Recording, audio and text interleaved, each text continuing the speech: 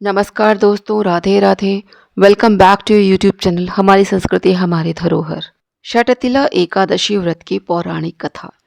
एक समय नारद जी ने भगवान श्री विष्णु से षटतिला एकादशी कथा के संबंध में प्रश्न किया था और भगवान ने जो षटतिला एकादशी का महात्म्य नारद जी से कहा वह सुनिए।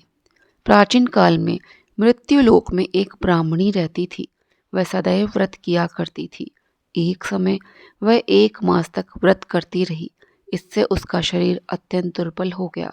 यद्यपि वह अत्यंत बुद्धिमान थी, तथापि उसने कभी देवताओं या ब्राह्मणों के निमित्त अन्न या धन का दान नहीं किया था। इससे मैंने सोचा कि ब्राह्मणी ने व्रत आदि से अपना शरीर शुद्ध कर लिया है, अब इसे विष्णु लोक तो मिल जाएगा। परंतु इसने कभी अन्न का दान नहीं किया, इससे इसकी तृप्ति होना कठिन है। भगवान ने आगे कहा, ऐसा सोचकर मैं भिखारी के वेश में मृत्युलोक में उस ब्राह्मणी के पास गया और उससे भिक्षा मांगी। वह ब्राह्मणी बोली, महाराज किस लिए आए हो? मैंने कहा, मुझे भिक्षा चाहिए। इस पर उसने एक मिट्टी का ढेला मेरे भिक्षा पात्र में डाल दिया। मैं उसे लेकर स्वर्ग में लौट आया। कुछ समय बाद ब्राह्मणी भी शरीर त्याग कर स्वर्ग में आ गई। उस ब्राह्मणी को मिट्टी का दान करने से स्वर्ग में सुंदर महल मिला, परंतु उसने अपने घर को अन्न आदि सभी सामग्रियों से शून्य पाया।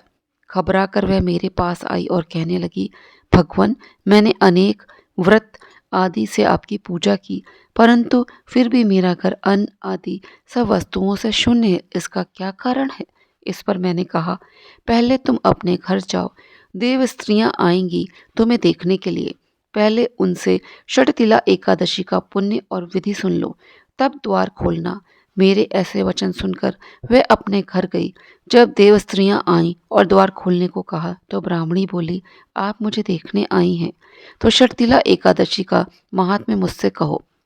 उनमें से एक देवस्त्री कहने लगी कि मैं कहती हूँ। जब ब्राह्मणी ने षटतिला एकादशी का महात्म्य सुना तब द्वार खोल दिया।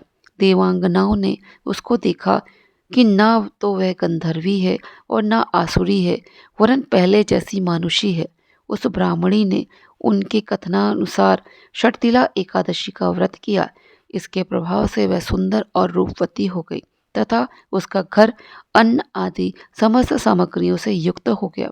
अतः मनुष्यों को मूर्खता त्याग कर षटतिला एकादशी का व्रत और लोभ न करके तिल आदि का दान करना चाहिए। इससे दुर्भाग्य, दरिद्रता तथा अनेक प्रकार के कष्ट दूर होकर मोक्ष की प्राप्ति होती है।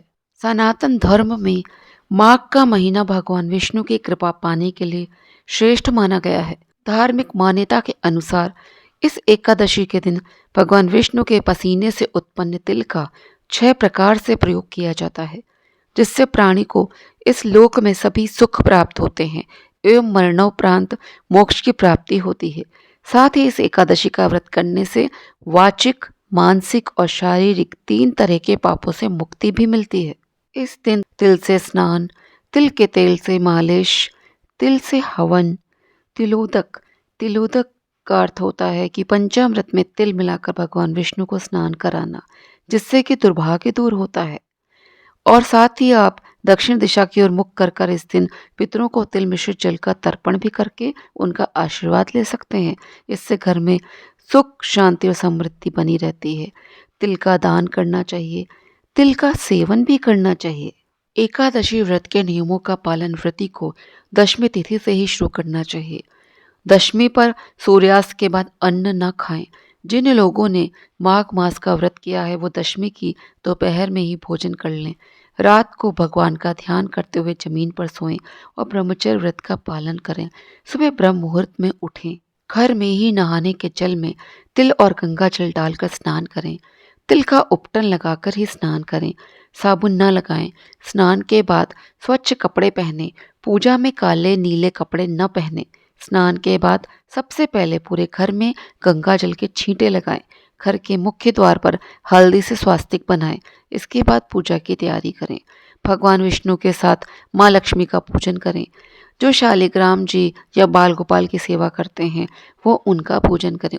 इस दिन भगवान विष्णु को पीले रंग के फूल, पीले रंग के फल, काले और सफ़ेद तिल, नैवेद्य आदि अर्पित करें। भगवान विष्णु की रोली मोली धूप दीप नारियल सुपारी अनार आंवला लौंग बेर आदि से पूजा करें, उन्हें सब अर्पित करें। इसके बाद भगवान विष्णु के मंत्र ओम नमो भगवते वासुदेवाय नमः या ओम नमो नारायणाय इस मंत्र का जाप करें और विष्णु सहस्रनाम का भी पाठ करें।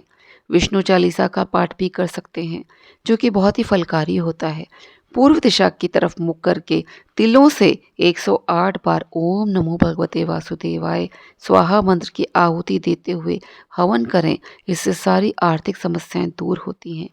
गाय के घी में सफ़ेद तिल मिलाकर माता लक्ष्मी या श्री सूक्त का हवन करने से माता लक्ष्मी भी अति शीघ्र प्रसन्न होती हैं और अपनी कृपा प्रदान करती हैं। इसके बाद भगवान विष्णु को तिलों से बनी चीज़ों का भोग लगाएं।